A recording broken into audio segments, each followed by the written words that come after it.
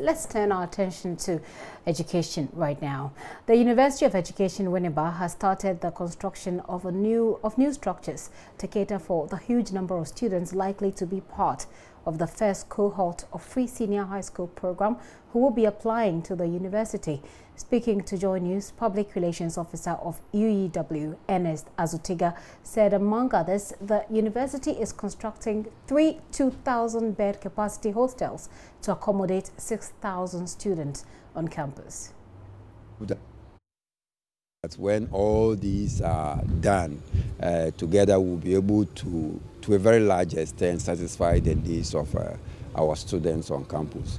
We are so many, but we have just a few of them on campus, and we don't think that it is very proper. We want to accommodate many more, and the demand to admit more goes up every now and then.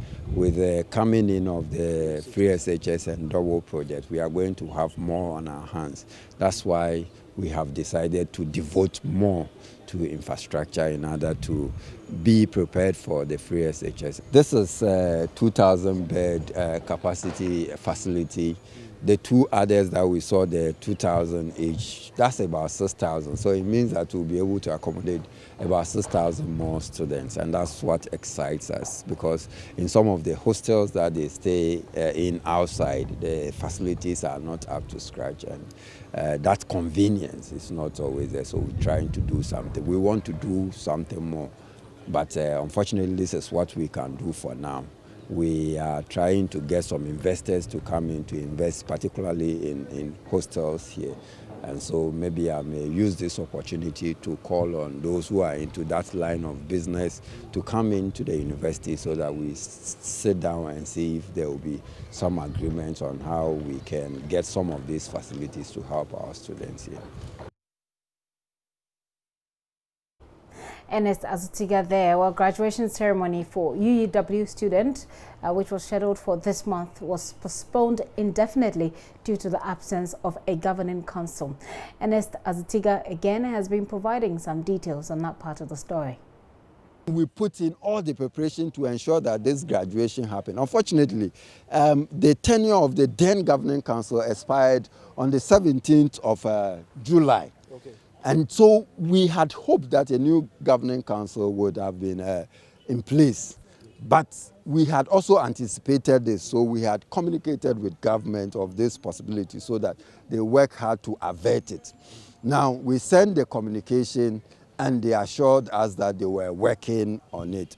Unfortunately, it appeared that it was a bureaucratic process, and so what we had hoped for could not materialize. At the time, we had anticipated that we will graduate with our students. But the word we have from government is that they are working assiduously on it, and very soon they will come out with a reconstituted governing council so that we could go on with our graduation. Ernest Azutiga speaking to Maxwell Agbagba, who spent some time with them yesterday. So how ready are our universities for the intake of a number that's expected to be obviously higher because of free SHS? Joining us in the studio is Kofi Asare. He's with a coalition of NGOs in education. Mr. Asare, you're welcome to the show. Thank you. And many thanks for your time. So from your research and from what you've done on the ground, to what extent do you think we're ready to absorb the number of senior high school students who will be coming out? Yesterday at a press conference, the Minister for Education indicated that they're expecting about 1.2 million students from the free SHS graduate team. Are we ready based on your research? Yes, I think that preparations towards increased intake started about a year ago, and immediately realized that about 50,000 or 60,000 more children had enrolled in the first cohorts. That was in 2017. And so the ministry indicated that it was liaising with the tertiary institutions to begin expanding facilities ahead of the completion of the first cohort of senior high school education. And so the fact that that is preempted is good. It's good to plan ahead. And so we are expecting that if the pass rate increases, or even if the pass rate remain the regular 30%, we will still have some more students entering tertiary level. And University of Ghana, KNUST have indicated previously efforts being made to expand facilities to ensure that there's increased intake. And so I think this time around we've planned quite ahead, and I hope that we won't have the issues that we faced during the introduction of the free SHS in the first year. Regarding recommendations, if you were to make any recommendations, for example, to the ministry or to those who manage these universities as far as how much they can take, how prepared they are to take, what would those recommendations be? Well, the data is already available because we are doing an average of about 32% every year in terms of pass rate for senior high school transition to university. Now, I can reasonably say that as we strive to improve the quality of secondary education, you expect that more people will pass. So, assuming that the interventions you are putting in place yields quality results, we might end up increasing the pass rate at the senior high school level to 40%. And so, if you have 1.2 million in senior high school, a cohort's about 400,000. If you have 400,000, 420,000 in a cohort, then you can reasonably predict that 40% of that 420,000 will go to tertiary school, tertiary institutions. And so that's about 120,000 thereabouts. That would be an increase from the regular 100,000 or 90,000 to 120. And so the tertiary institutions can plan not based on the 30% trajectory that we've witnessed for the past 10 years. If it's 100,000 to 120,000, so that's just about 20,000 difference? Now we are doing about 90,000 a year, or thereabouts, yeah. Okay, so about 30,000 difference we're looking at here. No? Yes, and in that case we are projecting based on an increment of about 10 percentage points, because averagely the pass rate to tertiary has been 30%. Okay, so if we can project that, given the quality improvement interventions being administered at the senior high school level, pass rate would increase to 40%. That is safe to predict, so that you don't have a situation where students struggle to enter public schools and then they have to pay high fees to enter private tertiary institutions. From the way you described it in the first answer that you gave, it sounds to me like there's no problem at all. Is that a fair reflection of the situation on the ground? Yes. I don't think we'll have that much of a problem absorbing the first batch of the free senior high school students. I don't think so. Why not? There are two reasons. Apart from the fact that the planning started right in 2017, when we were overwhelmed by the large number of students that occasioned the first batch. Apart from that, let's play it this way. You see, the fact that you have 420,000 children going to secondary school in the cohort now doesn't mean that all of them are going to make the cutoff. Isn't that a problem, another problem that we need to be dealing with? Because if all of them don't make it, where do the rest go? No, all of them cannot make. Currently, we are doing 30% or 30% pass, okay?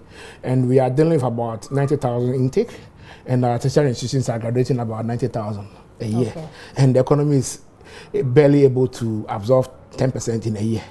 And we are struggling with graduation employment. The issue is that education is like a pyramid, okay? As you start, you have about 600,000 enrolling in primary one. By the time you get to tertiary, the number reduces to, let's say, 90,000 or 80,000. It should be like a pyramid, because not all of them cannot go up there. You understand? That is how it is designed. As you progress, some will find their way at various levels into skills training ventures in the informal sector, in the formal sector, and other. And that's the area I want us to end the conversation with, because I wanted you to touch on that as well. It's obvious from what you have said and from, if you like, common sense, that people not everybody in this cohort will be able to get into university. In that case, in terms of recommendations, again, what will it be as far as catering for those who cannot make it to the tertiary institutions are concerned? Is there any idea? Are there any ideas, thoughts we can, bounce off the education ministry? The first is that we had recommended that our tertiary curriculum should have a quite significant amount of entrepreneurship infused in them. Okay, we should have incubation schemes on campus, we should have business incubation schemes as part of our curriculum at the tertiary level, and then begin to have alignments or relationship with industry. Currently, we only have the technical universities doing that, where every department has a relationship with industry. During vacation, they go and do internship, and it is part of their credit hours, you know. And then so they acquire employable skills whilst they are in school. But in the regular universities, we don't have it there. Doing the internship is actually an option. If you want to do it, you go for a letter and go look for it to do it. No, I think it's not really an option, is it? It's part of it. It's only compulsory for those who are doing education and some courses. Really? Yes, it is not compulsory. If you don't get a place to do your internship, nothing will happen to you. It is not part of your grading. It doesn't affect your GPA, nothing. It is non-scoring. Well, I'm not quite sure about that, because in where I went to school, in GIJ, for example, you have to do it. And you are placed in these institutions, and you go and you do your internship. So where I went to school, it's not there. It was not there. Interesting. Only very few courses, especially education, you do your off-campus and all that, for very few courses. I read social sciences. Internship wasn't compulsory. But then if we make effort to begin to link students to industry by way of formalizing internship when they are in school and having it graded, being part of that, yes, it will give the students an exposure to the world of work before they graduate. They might have gained some experience working before they graduate. Other than that, we'll be doing 100,000 a year, and we'll be struggling with government itself having to employ them under NABCO and other things. Okay. Well, we have seen what the University of Education, Winneba, in all of their troubles or in all of their problems, are doing. There's a building structure going on there, which is even a hostel. But let me also add that the current expansion of the technical universities is also good. We need to ensure that as we expand access to technical universities, we keep aligning the models we train people in to industry.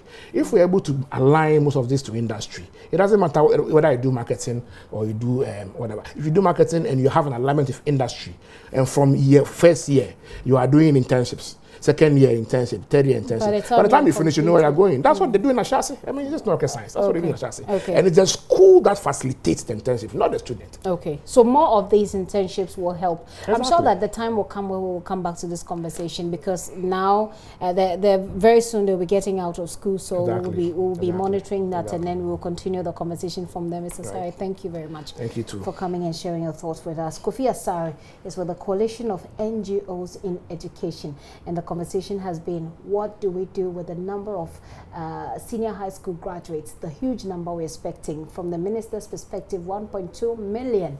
Are we ready? Are our universities ready for these students when they come out of senior high school?